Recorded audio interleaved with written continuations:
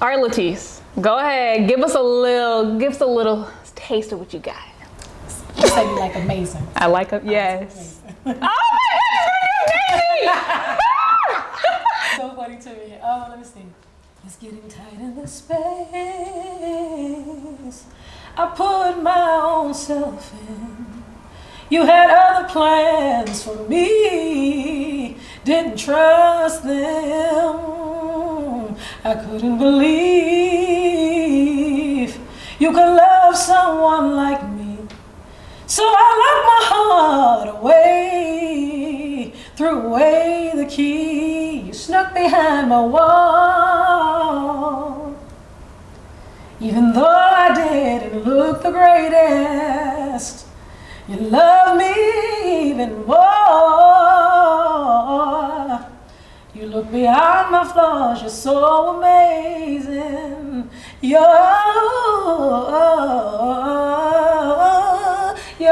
amazing. Woo! Yeah!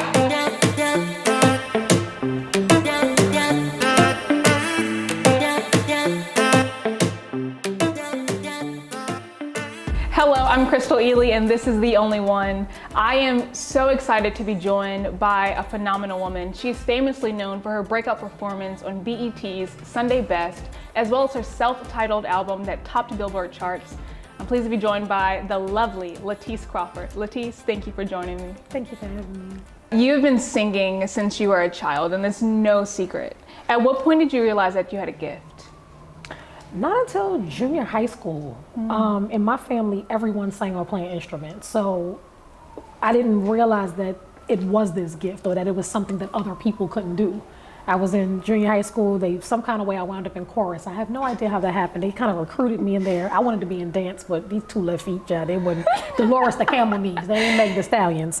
And so I was, they put the mega knees. It wasn't the mega knees, Dolores the camel, okay? And so I was, they put me in chorus. And so I think one of the classes, they were trying to teach a part.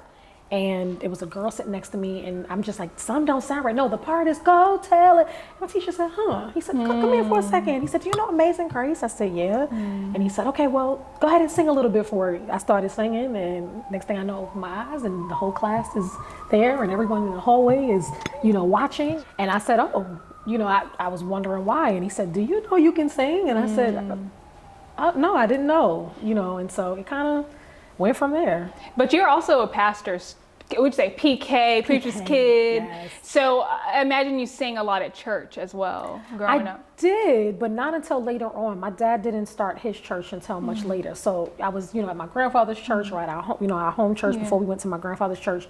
And I didn't sing much at my home church. I was really small, really young. We went to my grandfather's church around the time I was about 8 or 9. And like I said, my entire family on my mom's side of the family sings. Some of my father's side sings too, but they all sing, they all play instruments. And so again, that was just what we did. You go to church, you sing, we go home, we sing, everything, a funeral, we sing. Everything was about music and about singing. My grandmother was an opera singer, Wow. So, again, it was there, but I just think at such a young age, I just didn't really realize that it was something that everybody else couldn't do. Or that it was this, I guess special, thing. Yeah. So what was that moment like when you realized that this is it? I don't think I really realized that until Sunday Best. Like I said, I was a little naive with my gift. Even in junior high school, it was just like, okay, it's this thing. And I mean, I was extremely popular in junior high school because of singing. Wow. I mean, they had me on Apollo and every event that there was. Half the time if I didn't want to go to class, it was like, no, she's singing. Don't worry about it. She's singing. I spent more time probably in that chorus room than I probably did, in class. And I was a, good student, good grades and everything.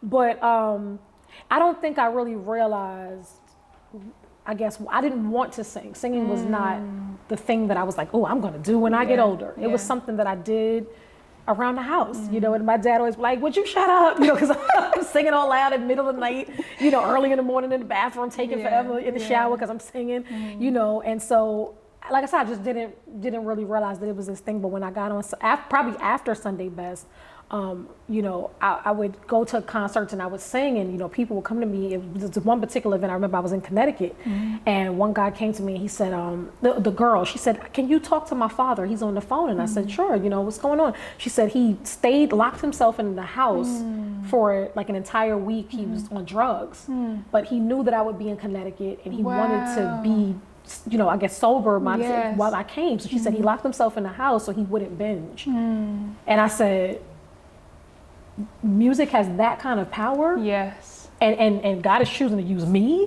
to exhibit that kind of power. Yeah. And I realized then, like, this is bigger than just a talent or a gift or just sounding good. Like, it's not just about what I'm singing. This has to be about what I'm saying. It has to be more. I love that. So let's go back to 2012 when your plane landed there in Atlanta for Sunday Best. I know that you were dealing with social anxiety. So at what point, was there even a point when you stepped foot on ground and you were like, I'm ready to abort this mission? It was 2009 for me. It wasn't funny enough, I went to Sunday Best with the mindset that I'm gonna go here, because I went there just to make everybody leave me alone about singing.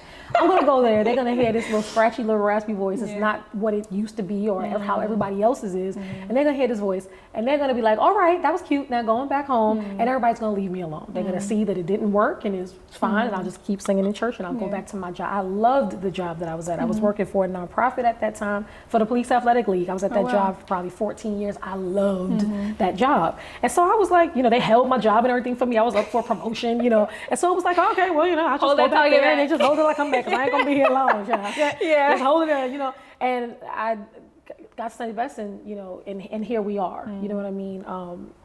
15, 16 years later. But I don't think I ever had the thought to turn away or run from it, because I never thought that it would be anything. Wow. It was like, I'm just going here and this will be this and this is cute, and then I'm gonna go back home. Right. And that just never happened. It just has kind of been that from then. So what was that moment like when you stepped foot on the stage and you see all these people and you're on BET, one of the leading networks? What was that feeling like when you first stepped foot on that stage? I just remember, dealing with the social anxiety stuff. I just remember standing up there and just saying, find purpose.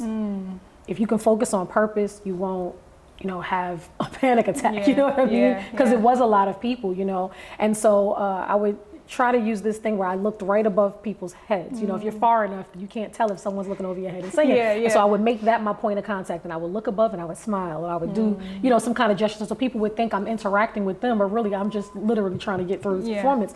But I look at myself in old clips now and I'm like, I really was not there. You know what I mean? I really was, how people have these alter egos? I really was somewhere else. You know what I mean? It was surreal, for me. It was so fast paced. So much was happening, at one time. But I think for me, I was kind of a late bloomer. So it was my first time really just stepping out on my own and being away from home and not having the protection of, my parents and my family and that shelter. And so, it was just really like, wow, there were other places outside of New York with people. So that was your first time outside of New York? It wasn't my first time outside of New York, but it was really, like I said, just my first time walking into this new thing. And just being like, wow, this is me and this is my gift. And it's, when we were younger, me and my sister, we were all smart and everything else, but they had their thing. I have a younger sister and older sister. My younger sister was too young to have a thing. My older sister, but she kind of still knew what she wanted to do. She wanted to do, for instance, psychology, and she knew what she wanted. My older sister, she wanted to be in finances, and it was like, Latice, what are you doing? And it was like, well, I was very, very creative. So I knew how to do something. I was doing hair, I do nails, I do this, I do that. So I dibbled and dabbled in so many things. I cook, I do all this stuff. So I just was like, I'll pick one of those things, at some point in time. Something will work out. And it just, like I said, it was just different for me, because it was finally like, oh wait, this is a thing. This may be my thing. Oh, okay. Wow. Yeah. So I have this song, Amazing, that you wrote.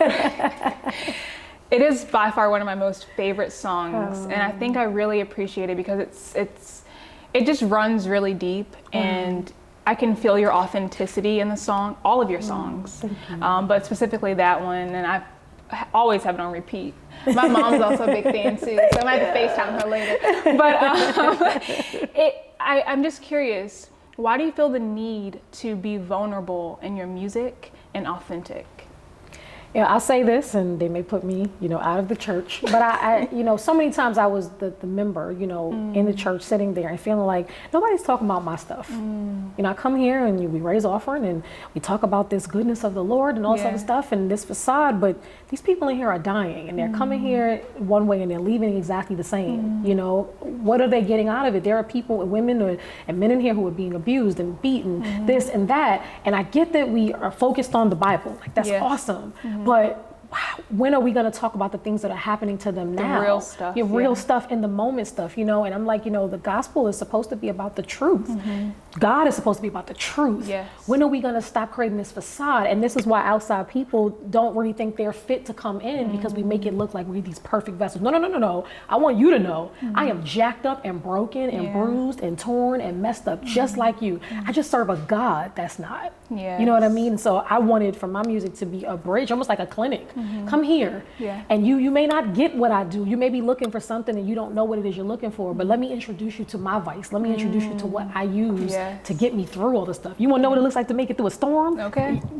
It's her. You know what I mean? Yeah. So that's for me, why it's so important.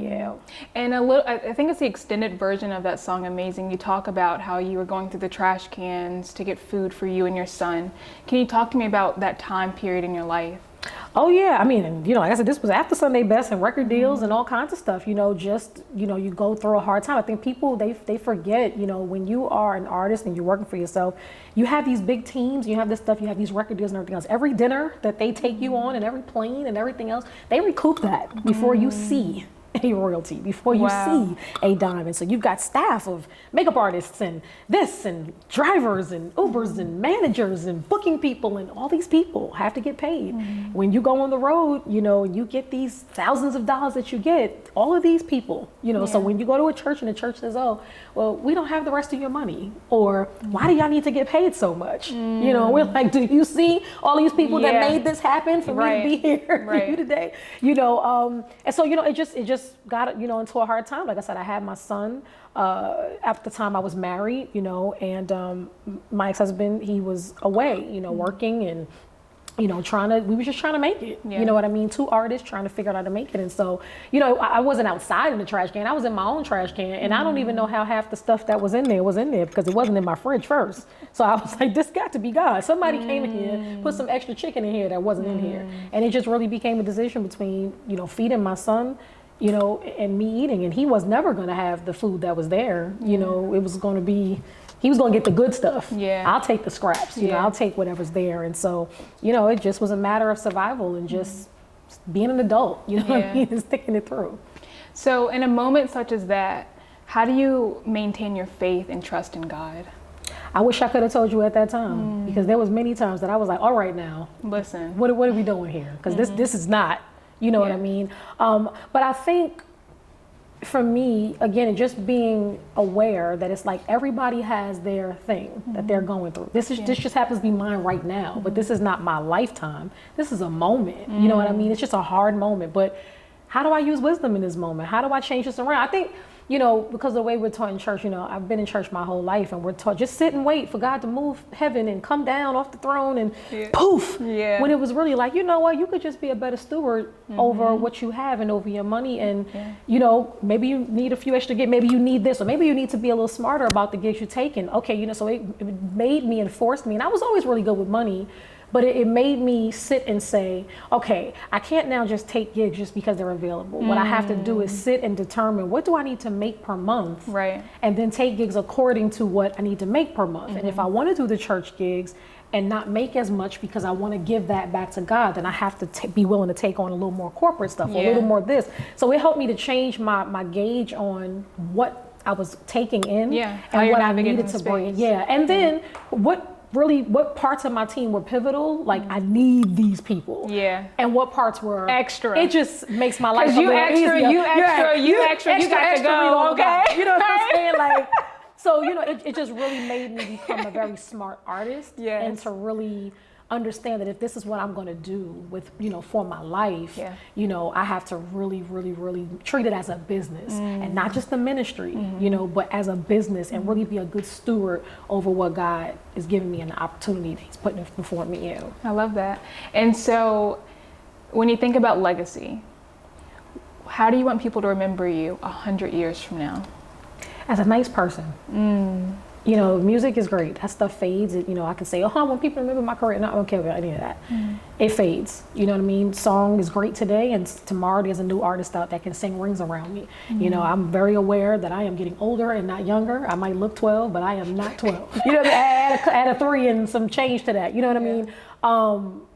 I just want people to remember that she was kind. She was a nice person. She was a giver. She, would stop and just sit with me and encourage me and talk. I think, we get so caught up. I never wanted to be famous. That was never my goal. I want to be wealthy, and I want to have, be able to take care of my family and my son and provide and leave something for him. But I never wanted to be the person that was in the spotlight. And so now that I have somewhat of a platform, I'm like, how do I use it to make people believe in people again? Because if people can't believe in people, they will never believe in God. Yeah. If they look at me and I say I'm a representation of him and I'm nasty and mean, so just a nice person. So when you think about purpose and calling, what does purpose look like to you? I think purpose for me is, just continuing to do the work, and continuing to write the songs. It may not reach everybody. Again, that's not my target. It's the people that I'm assigned to, the people that need what I have to say. Specifically, I think I do write music more for women, and specifically women of color, and our story and what we've gone through.